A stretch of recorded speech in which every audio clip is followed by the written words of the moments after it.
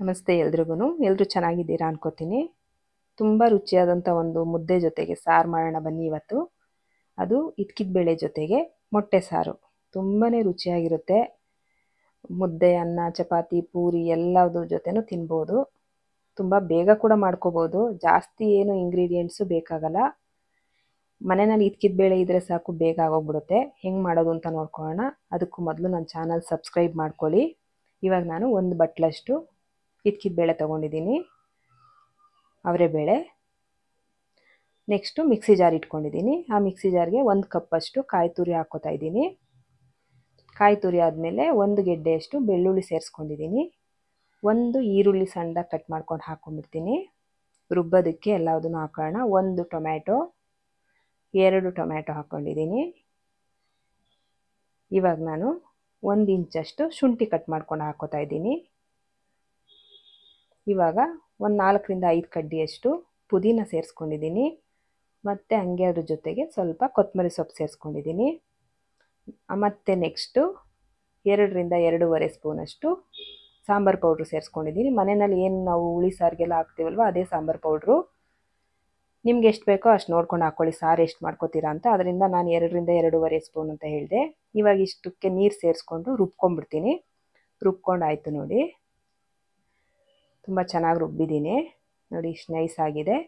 ಇವಾಗ ನಾನು ಕುಕ್ಕರ್ ಬಿಸಿಗೆ ಇಟ್ಕೊತಾ ಇದ್ದೀನಿ, ಸ್ಟವ್ ಹಚ್ಕೊಂಡು.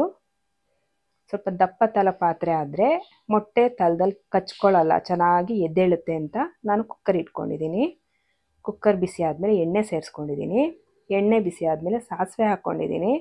ಸಾಸಿವೆ ಸಿಡಿತಿದ್ದಂಗೆ ಕರ್ಬೇವಿನ ಸೊಪ್ಪು ಹಾಕ್ಕೊಂಡಿದ್ದೀನಿ. ಕರ್ಬೇವಿನ ಸೊಪ್ಪು ಆದಮೇಲೆ ಒಂದು ಅರ್ಧ ಸ್ಪೂನಷ್ಟು ಶುಂಠಿ ಬೆಳ್ಳುಳ್ಳಿ ಪೇಸ್ಟ್ ಸೇರಿಸ್ಕೊಂಡಿದ್ದೀನಿ. ಇವಾಗ ನಾನು ತೊಳ್ಕೊಂಡಿದ್ದಂತಹ ಇದ್ಕಿದ ಬೇಳೆ ಹಾಕ್ಕೊಂಡಿದ್ದೀನಿ. ಇದ್ಕಿದ ಬೇಳೆ ಮತ್ತು ಮಸಾಲೆ ಇದೆಲ್ಲ ಸ್ವಲ್ಪ ಹೊತ್ತು ಫ್ರೈ ಆಗಲಿ. ತುಂಬ ಜಾಸ್ತಿ ಹೊತ್ತೇನು ಬೇಯೋದು ಬೇಡ, ಸ್ವಲ್ಪ ಹೊತ್ತು ಫ್ರೈ ಮಾಡ್ಕೊಂಬಿಡೋಣ. ಫ್ರೈ ಆಗ್ತಾಯಿದೆ ನೋಡಿ, ಕುದೀತಾ ಇದೆ. ಇವಾಗ ಇದಕ್ಕೆ ನಾನು ರುಬ್ಕೊಂಡಿದ್ನಲ್ವ ಮಸಾಲೆ, ಅದನ್ನು ಸೇರಿಸ್ಕೊಂಬಿಡ್ತೀನಿ. ಮಸಾಲೆ ಸೇರಿಸ್ಕೊತಾ ಇದ್ದೀನಿ.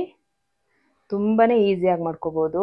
ಎಷ್ಟು ಬೇಗ ಆಗುತ್ತೆ ಅಂದರೆ, ಬೇರೆ ಸಾರುಗಳೆಲ್ಲ ಲೇಟ್ ಆಗುತ್ತೆ, ಆದರೆ ಇದು ಬೇಗನೆ ಆಗೋಗ್ಬಿಡುತ್ತೆ. ಮೊಟ್ಟೆ ಸಾರು ಹೇಳೋದಕ್ಕಷ್ಟೇ ತುಂಬ ಹೊತ್ತು ಹಿಡಿತದೇನೋ ಅನಿಸುತ್ತೆ, ಆದರೆ ಬೇಗ ರೆಡಿ ಆಗಿಬಿಡುತ್ತೆ. ಮಸಾಲೆ ಎಲ್ಲ ಸೇರಿಸ್ಕೊಂಡಾಯಿತು. ಕಾಳು ಜೊತೆ ಚೆನ್ನಾಗಿ ಮಿಕ್ಸ್ ಮಾಡ್ಕೋತೀನಿ. ಇವಾಗ ನಾನು ಅದಕ್ಕೆ ನನಗೆ ಎಷ್ಟು ಸಾರು ಬೇಕೋ ಅಷ್ಟು ನೀರು ಸೇರಿಸ್ಕೋತೀನಿ. ನಿಮ್ಗೆ ಎಷ್ಟು ಬೇಕೋ ಅಷ್ಟು ನೋಡ್ಕೊಂಡು ನೀವು ನೀರು ಸೇರಿಸ್ಕೊಳ್ಳಿ. ಸಾರು ತುಂಬ ಗಟ್ಟಿನೂ ಆಗೋದು ಬೇಡ, ತುಂಬ ತೆಳ್ಳಗೂ ಇರೋದು ಬೇಡ. ನಿಮ್ಮ ಮನೆಯಲ್ಲಿ ನೀವು ಹೆಂಗೆ ಇಷ್ಟಪಡ್ತೀರೋ ಆ ಥರ ಮಾಡ್ಕೊಳ್ಳಿ. ನಾನು ತುಂಬ ತೆಳ್ಳಗೂ ಮಾಡಲ್ಲ, ತುಂಬ ಗಟ್ಟಿನೂ ಮಾಡಲ್ಲ, ಆ ಥರ ಇರುತ್ತೆ ನಮ್ಮ ಮನೆಯಲ್ಲಿ ಸಾರು. ಆ ಥರನೇ ಇಷ್ಟಪಡ್ತೀವಿ ನಾವೆಲ್ಲ. ಇವಾಗ ನಾನು ಉಪ್ಪು ಸೇರಿಸ್ಕೊತಾ ಇದ್ದೀನಿ. ಉಪ್ಪು ಸೇರಿಸ್ಕೊಂಡಾಯಿತು. ಇವಾಗ ಮಸಾಲೆ ಎಲ್ಲ ಹಸಿ ವಾಸನೆ ಹೋಗೋವರೆಗೂ ಚೆನ್ನಾಗಿ ಬೇಯಿಸ್ಕೊಂಬಿಡೋಣ.